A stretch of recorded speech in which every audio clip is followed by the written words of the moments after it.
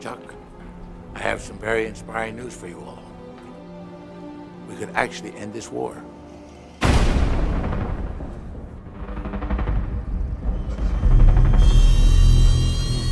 Here comes the cavalry.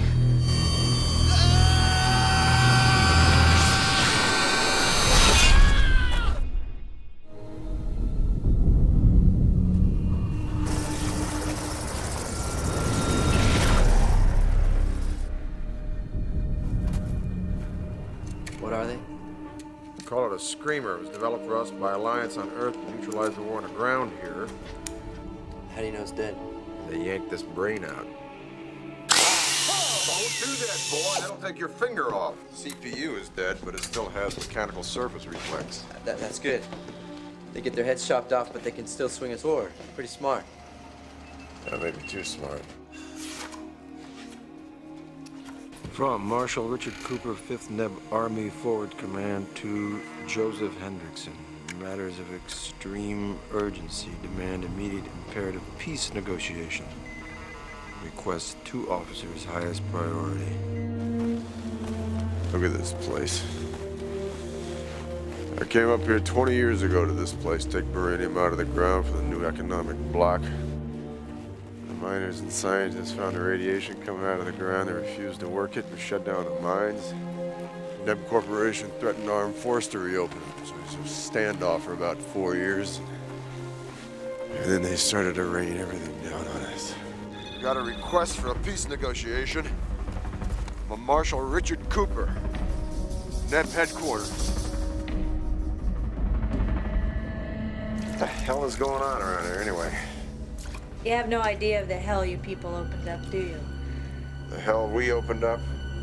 Look, sister, I don't want to get in a pissing contest with you. Just give me the logistics on your command bunker. I'll get out of your way. You wouldn't last 10 yards out of here without me. Have you been there? Have you seen it? Heard hordes of them. What hordes? Children. David's. Wanna come with you? I heard them screaming into the bunker above us. I heard the soldiers screaming. Still want a guided tour?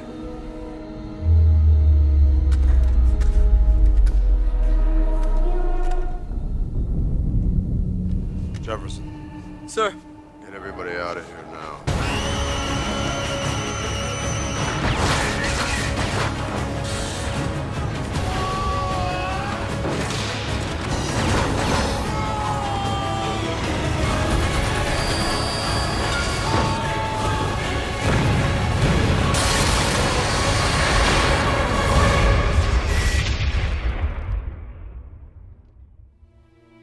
Screamers premiered on the 8th of September 1995 in Canada and got its wide release come early 1996 in the USA and parts of Europe throughout the rest of the year, and arrived in the UK in June.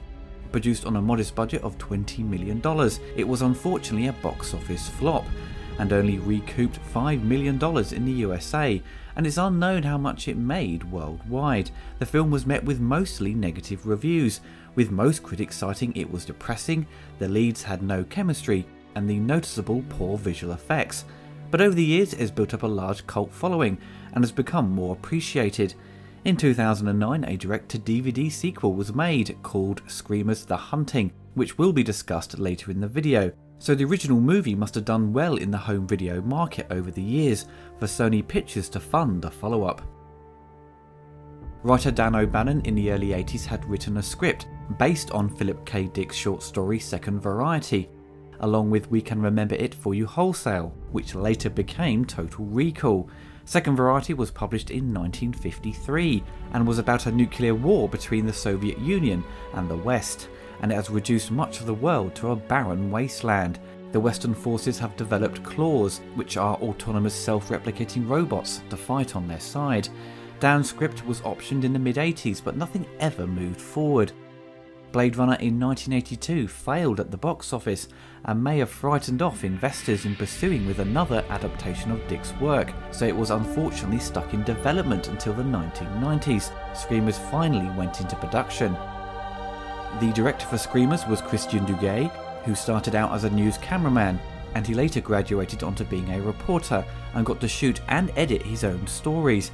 He tried his hand at being a camera operator and director of photography for Canadian TV, film and commercials.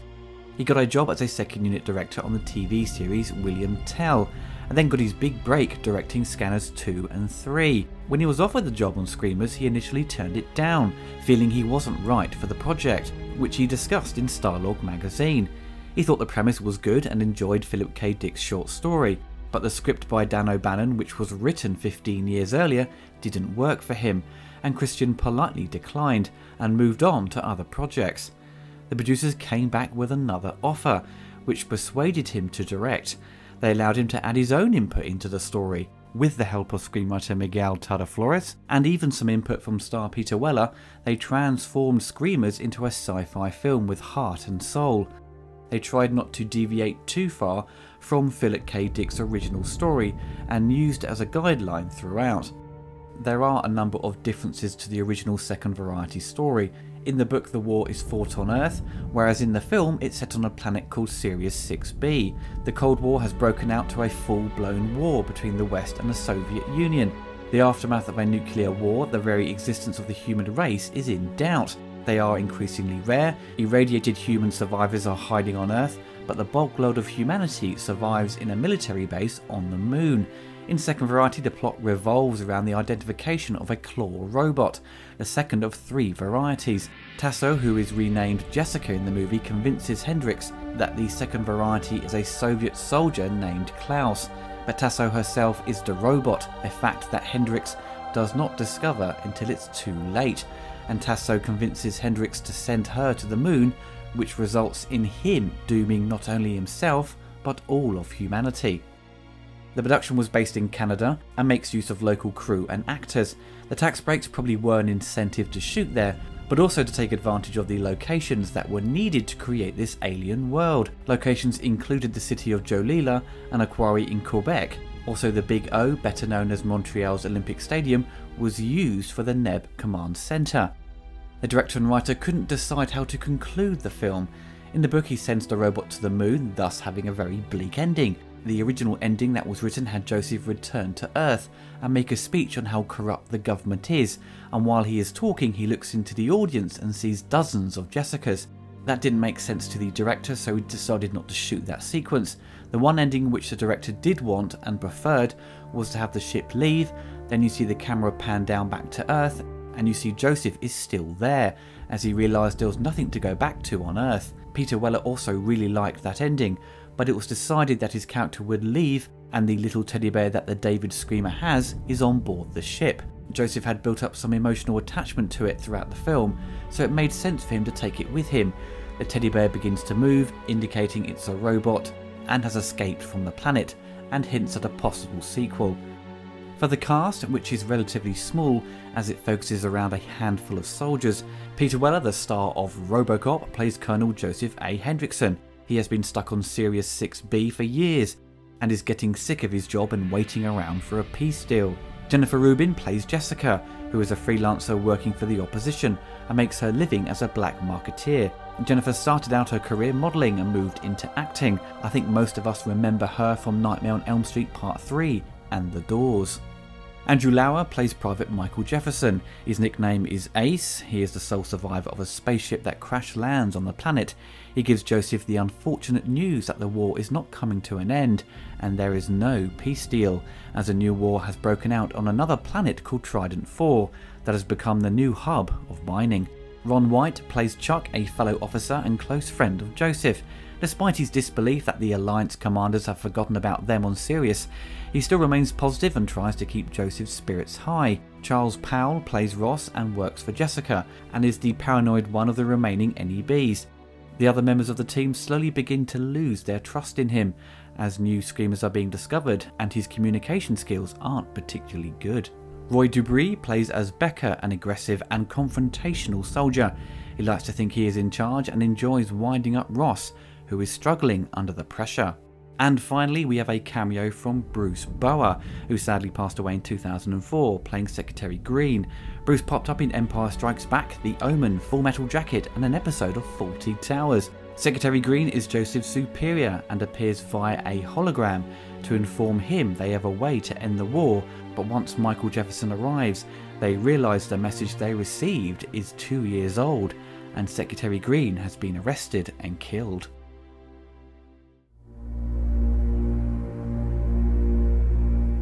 The movie opens with a scrolling text getting all the backstory out of the way on the war between the Alliance and mining corporations set in the future of 2078. The planet Sirius B, once a thriving mining hub for a new power source, the mining unleashed heavy doses of radiation. Once the miners and scientists were forced to continue, a civil war between the new economic bloc, NEB, and the Alliance, which was made up of scientists and miners, broke out, and the planet was reduced to a wasteland. 5 years into the war, Alliance scientists created intelligent self-replicating machines that hunt down and kill NEB soldiers on their own, called Screamers. They get their name because of a high-pitched noise they emit as they attack. Screamers track targets down by their heartbeats, so Alliance soldiers wear tabs which broadcast a signal, cancelling out their heartbeat and rendering them invisible. Both armies are exhausted, poorly supplied and undermanned. They receive a message guaranteeing safe passage through NEB territory to discuss a truce. When the Alliance commanding officer Joe Hendrickson reports this development to his Earth-based superiors, he is told that such a meeting wouldn't be necessary. Peace negotiations are already underway on Earth.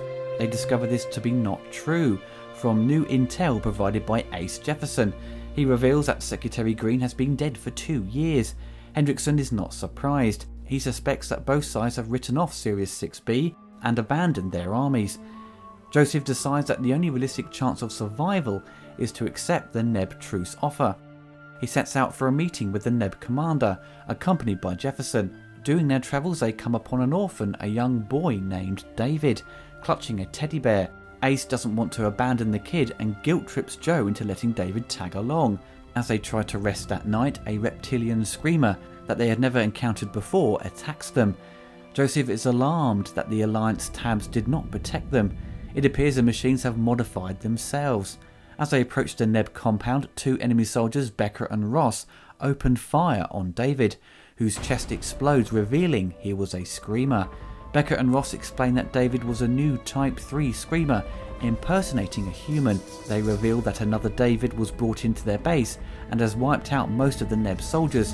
Becker, Ross and Jessica are the only survivors. Joseph still wants answers and is taken to the NEB command centre by Jessica, despite the warnings that the centre was attacked. They arrive at the centre and find pools of blood, but luckily the mainframe computer is still working. Joseph learns of the details of the different types of screamers. As he does, many Davids begin to surround them. The computer details Type 1 and 3, but what is Type 2? The visual effects for Screamers were handled by CineFX Productions, and large chunks of the workload by Buzz Image Group, who are still in business today. For its relatively small budget, it has CGI, matte paintings, stop motion and traditional optical work. Now let's discuss the positive aspects of the visual effects before we get to the unfortunate discussion of the weaker aspects of the production. The movie is full of amazing matte paintings that extend the world and expand the locations to really give a great sense of scale. Many low-budget movies that incorporate mattes often just have a couple thrown in, but in Screamers they make great efforts to include many throughout. The film opens with a CGI sequence of space as we get closer to Sirius 6B. It's certainly not bad for its time, but at the end of the film when you see the escape rocket leave, it very much looks like a PlayStation 1 cutscene. Now sadly, when it comes to visualising the Screamers, it looks very ropey. It looked bad when I first saw it on VHS, and today it often looks laughable.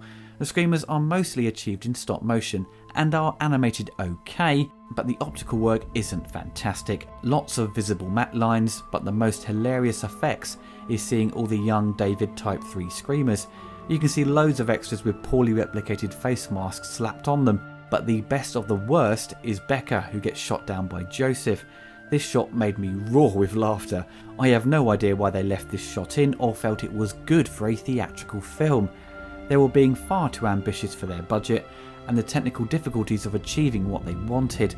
20% of the visual effects in the movie are good, and the rest is sadly very low rent. Maybe the effects teams involved couldn't handle the workload, or they didn't specialise in certain areas and couldn't achieve the visuals to a standard they were happy with.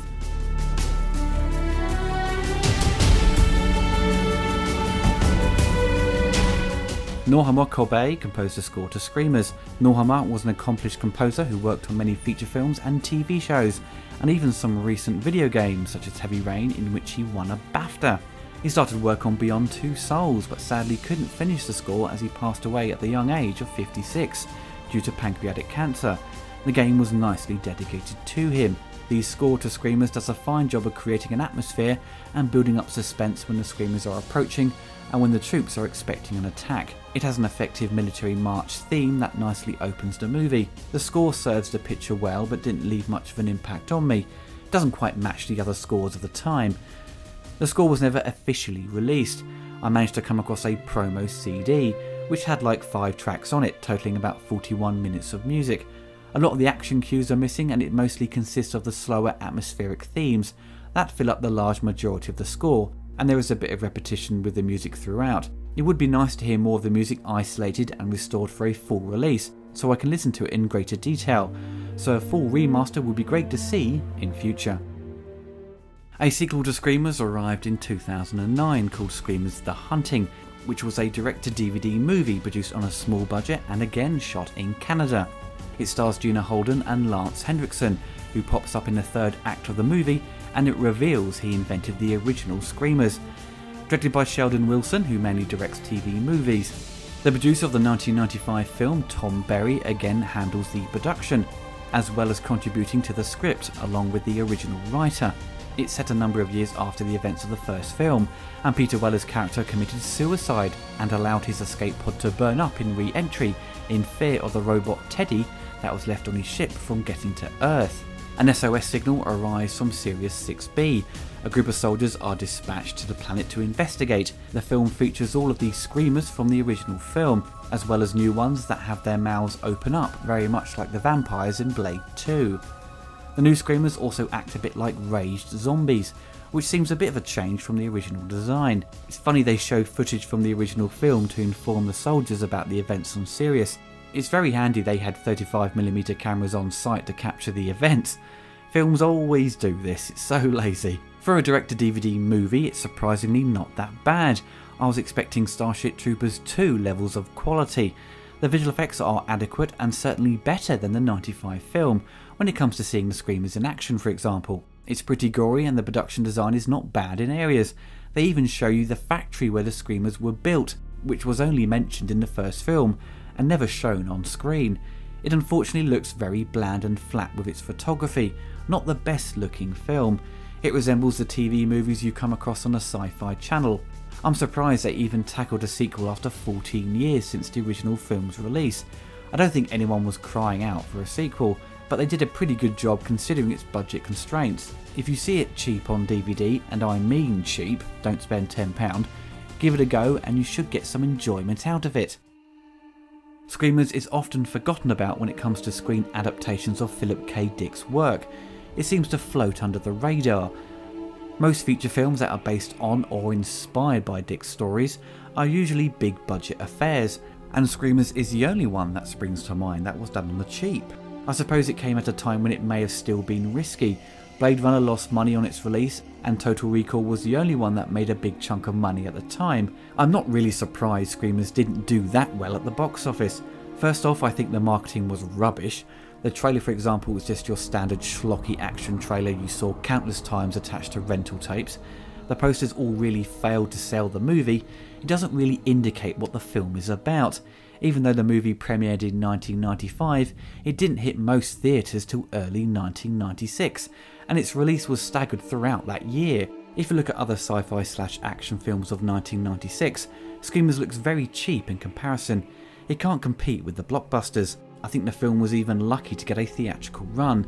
Maybe Sony Pictures thought Peter Weller still had some star power to bring the punters in, and it was his return to the sci-fi genre, but it didn't pay off. I think it's very much a TV movie that is made well for that medium, but lacks the qualities people would expect for a theatrical release. I only randomly stumbled across it at my local rental store in the late 90s, because I noticed Peter Weller was on the front cover. I had only seen him in Robocop, so I was intrigued by the film and gave it a go. I thought at the time it was an okay movie, and pushed it aside and forgot about it. It wasn't till later on I revisited the film on DVD. I finally saw it in a different light and had more appreciation for it. Not by a huge amount, but I felt there was a bit more to it than just a generic cheap sci-fi flick. Despite its budget limitations, it does effectively sell this otherworldly landscape. The matte paintings, as mentioned before, do a fantastic job, and making use of the real locations in Canada effectively put across how the Civil War has decimated everything. You get this great sense of the loneliness and isolation of the soldiers. The paranoia they build up throughout the film and who to trust is also another positive aspect. It's not as, say, effective as The Thing. You know very shortly into the film the superiors on Earth have been lying to them, and as soon as you venture outside the military base, everyone is an enemy despite their appearance. The first and second act play that up really well, but sadly it then becomes very predictable. When they make these big reveals, you're not shocked by the results. You're just like, meh, okay, fair enough, let's see how it ends. The director and Peter Weller wanted to add more heart and soul into the story, but alas, the love story kind of comes out of nowhere and feels shoehorned in. I always laugh when Peter's character Joseph just turns to Jessica and says, "Good lord, you are beautiful. Steady on, mate, that's a bit forward. You barely know her." Now, because he has said that, this gives the director an easy but incredibly lazy route for them to suddenly fall in love and attempt to escape Earth. I don't buy it, and it doesn't work for me. There is no chemistry between Peter and Jennifer, sadly. The new type of screamers, i.e. Type 2, are basically copies of humans, so you have Josie's friend Chuck turn up out of nowhere near the end and attempt to kill him. It suddenly then reveals Jessica is a machine, but is so advanced she is not out to kill people, so it appears, and falls in love with Joseph. Everything is all very convenient for the plot to get from point A to point B. Things just happen without any real explanation. The screamers just pop up to create some action set piece and to put the characters in jeopardy. They send 2 screamers after Joseph at the end. If they really want to stop him, just send an army of them. Despite their advanced tech, they are not very bright and can't formulate a simple plan. Bozos. The DVD covers and posters have Peter Weller with a ginormous gun, so the action-craving part of your brain thinks, oh, this could be good. Well, if you're looking for a film with plenty of action, this sadly isn't it. Of course there is action, but it's very unspectacular and not exciting, and it's very few and far between. The big set piece is when the Davids attack the base. It's nice in its scope, but weak in its execution. There is often shots of stunt doubles using the weapons, such as the flamethrower. The doubles look nothing like the main cast. I only noticed this when I was editing the opening trailer. It's all very clunky and I don't think it's edited particularly well. The final battle becomes a bit comical. You have Jessica doing these flips and high-flying kicks and throwing Peter Weller around like a rag doll. It kind of cheapens the movie and doesn't fit with the overall tone. Many critics had cited it was tough to root for the characters, which I do believe is true. Peter Weller, even when he phones in a performance, still does a good job. You do get a sense that he cares about the material, and he hits his marks when it comes time for him to bring to the table a serious piece of dialogue or lose his temper. But his character is very downbeat and tired and fed up, so it's hard to get behind him when he seems like he can't be bothered to go on. The Neb soldiers are just irritating.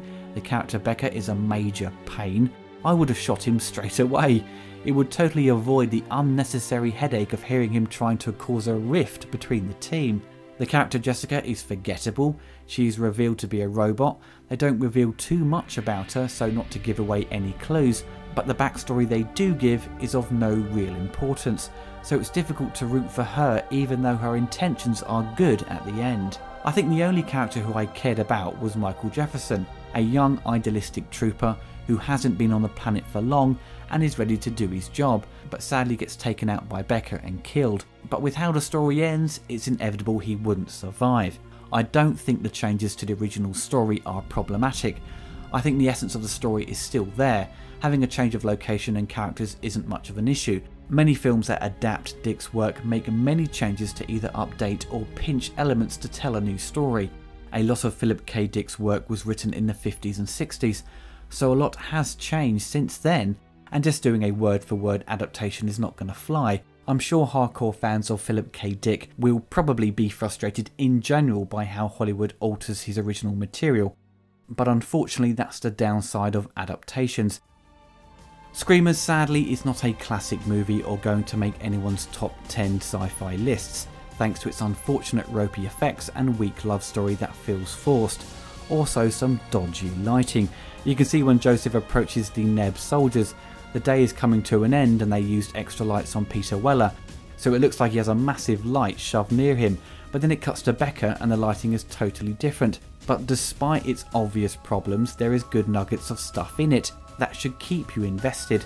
It certainly did with me, but it took a second viewing to give it a chance and to enjoy its better elements. It is surprisingly watchable despite its issues. I have seen it a bunch of times now. I suppose you could lump it into a guilty pleasure category.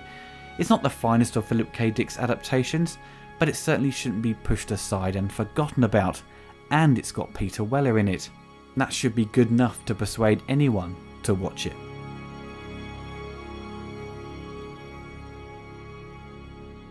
Pull us off the David, it said type 3. Pull us off the Reptile, it said type 1. Now what other type? It's a wounded soldier, lies on the ground crying. Help me. Help me. There were only a few reported a month ago, and we haven't heard of them since. Jefferson! No!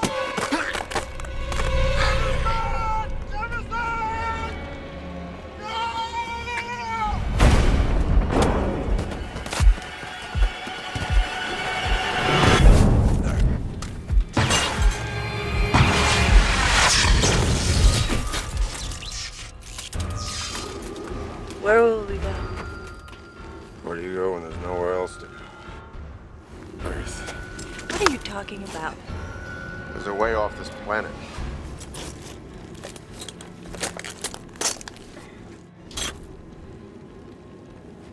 Type 2? Hell if I know. According to this, we should be close. Does that locator work with your satellite system? Yeah, Is it up there? should be. When I took over command 2 years ago, this is all supposed to be coded in my biosignature.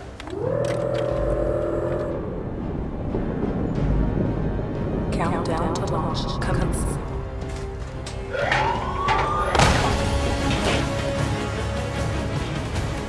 We all die alone, Joe.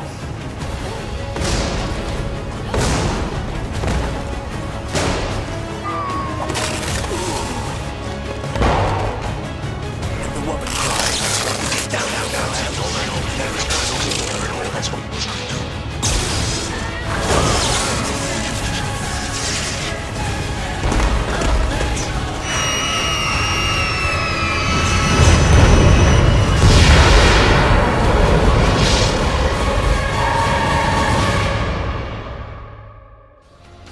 If you enjoyed the video, you can find more on my YouTube channel, and also you can follow me on Twitter. If you want to help support the channel, you can donate through Patreon and receive monthly perks such as updates on the latest news on my channel, early access to reviews and commentaries before they go live on YouTube. Even the smallest donation can help keep this channel going. Thank you.